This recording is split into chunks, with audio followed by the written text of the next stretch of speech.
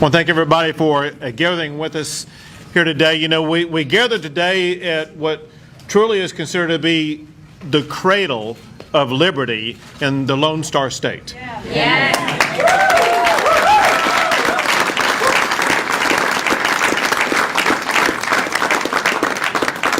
We're on hallowed ground where men and women, they put their lives on the line and they lost their lives for the ultimate cause of freedom for what turned out to be the Lone Star State, the greatest state in the United States.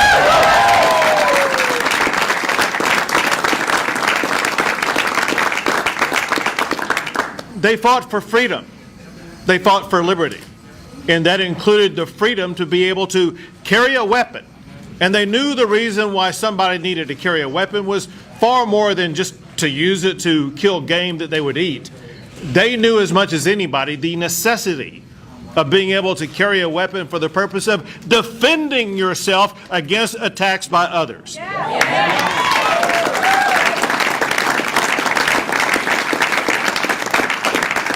That very same principle exists today. Just look at the ranchers who live in South Texas who are being invaded on a daily basis by people coming across the border. They need to have a gun to be able to defend themselves against cartels and gangs and other very dangerous people. There is a need for people to have a weapon to defend themselves in the Lone Star State.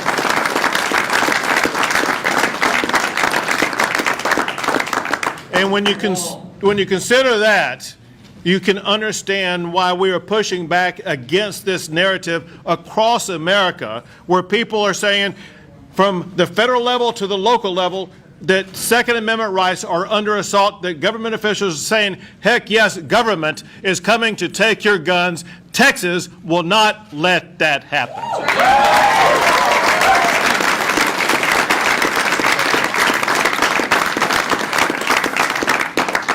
Joining with me today are some very important people who ensured that all of these bills I'm about to sign got to my desk. They include Lieutenant Governor Dan Patrick,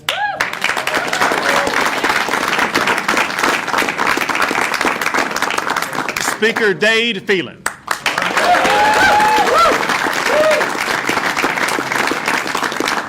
members of the Texas House and Texas Senate.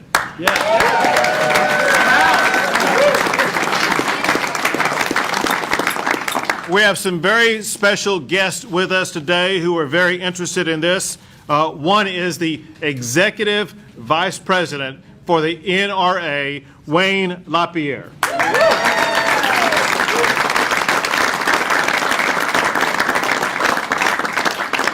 We also have somebody with us that I presented a Medal of Honor to, a Medal for Courage here in the state of Texas.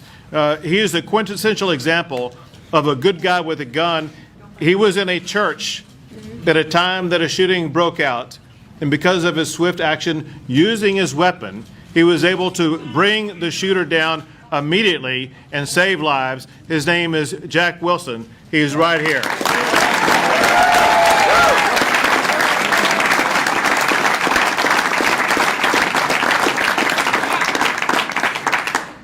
This session, what the people behind me did, they built a complete barrier around gun rights in the state of Texas, and today I'm signing 7 laws that protect Second Amendment rights in the Lone Star State.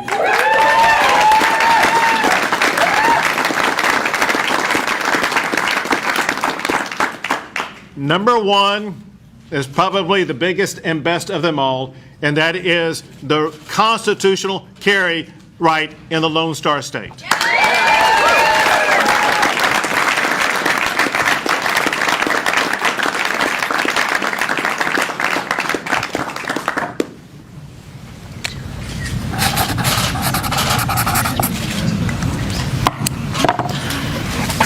Constitutional carry is now law in Texas.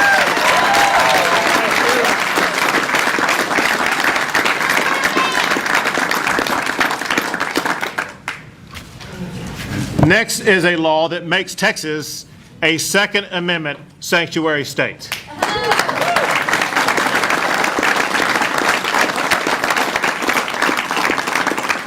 This helps to shield Texas and Texans from overreaching federal government laws that we will not allow any Texan to enforce in the Lone Star State.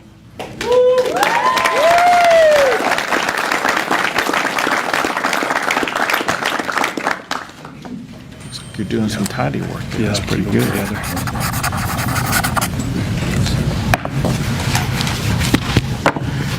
Texas is now a Second Amendment sanctuary state.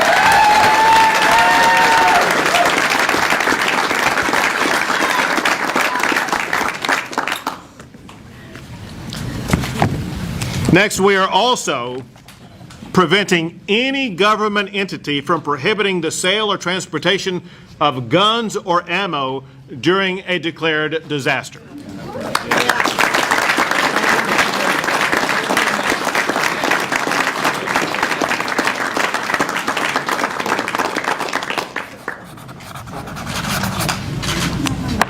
These yours? Yes, sir. I'll just give them to you right now that you're here. Thank you.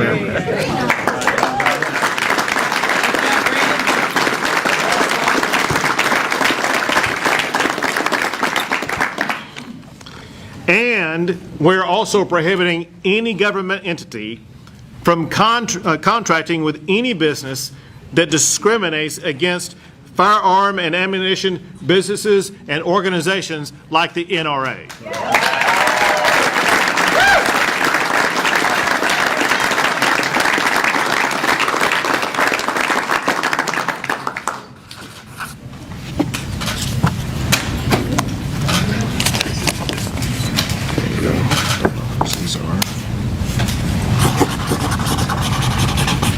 Governor, we'll take those. Yours? Who else? Right here, right behind you. Thank you. There we go.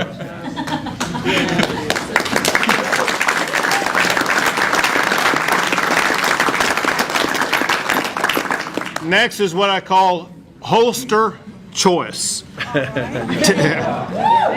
Texas eliminated the shoulder or belt holster requirement, allowing Texans to carry in whatever kind of holster they choose. There you go.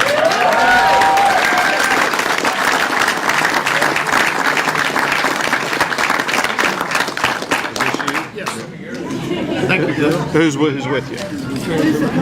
I can't remember now.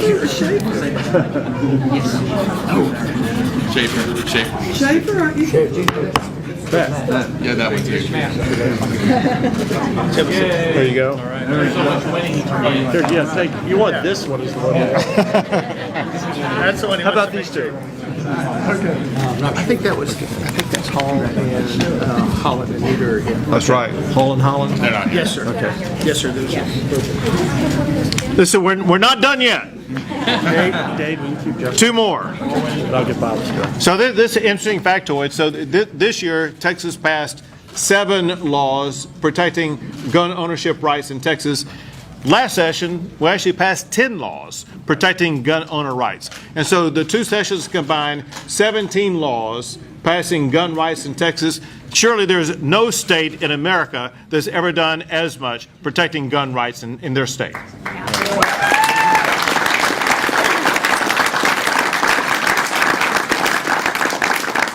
This next law, it protects travelers who are traveling through the state of Texas, and it allows them to store firearms in their hotel rooms.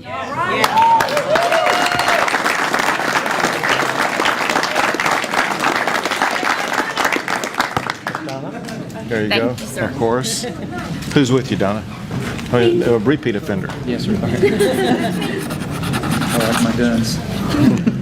We like Texas safety. There you go. Thank you. You stay in a hotel room? This is now law in the Lone Star State.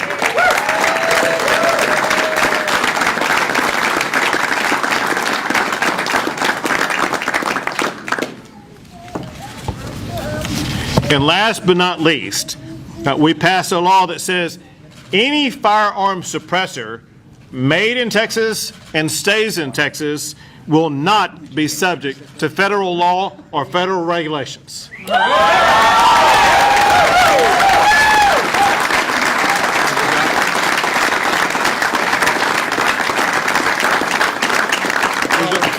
Who's on this? Tom Oliver. Tom Oliver. There you go. Doctor, thank you. And who's the other? Who's the senator? Again, a repeat offender. There you go. There you go. Thank you. Here go Drew. Good job. Firearm suppressors are now protected by Texas law.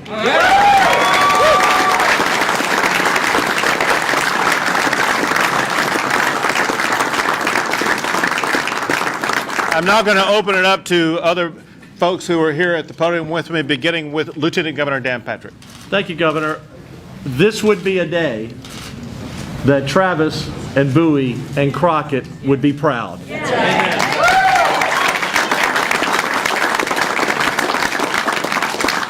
Governor, when we came in 2015, we've passed campus carry, open carry, constitutional carry, and again, more Second Amendment bills than any legislature in the country. We are a place where Texans will stand up and defend themselves, Jack, and defend others and save lives.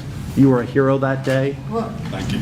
To all of you who are here in support of these bills, thank you. And to Matt Schaefer for your vision on 1927.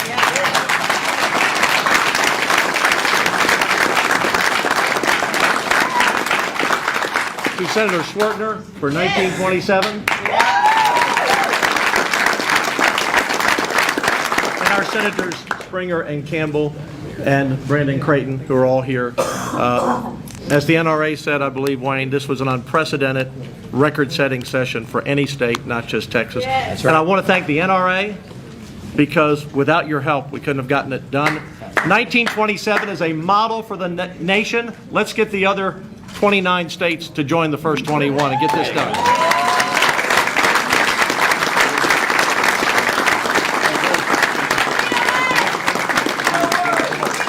And Governor, where's Steve Williford? Right here. Steve, I couldn't see it. Get up here, Steve. Steve Williford, everyone. Another modern day Texas hero. Thank you, Steve. Jack was blocking you on purpose. I stand in the shadow. Yes. And now the Speaker of the Texas House, Dade Phelan. Thank you, Governor. Again, appreciate your leadership on this issue, as always. This is a prolific day for the Second Amendment in the state of Texas. And it wouldn't have happened without these individuals behind us, the members of the Texas House and Texas Senate who did all the work, and for the grassroots, folks in this room. That's right. Thank you.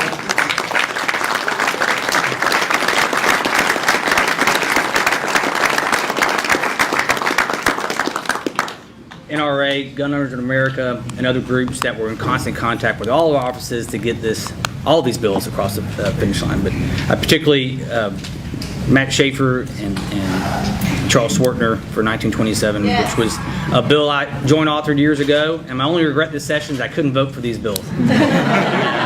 Maybe I'll go enter my name in the journal before it's too late. But I would love to vote on these really monumental, prolific gun bills. And so, again, I'll save this for Davy Crockett when I run into him at some point. One of these days. One of these days. But thank you. Thank you, Speaker.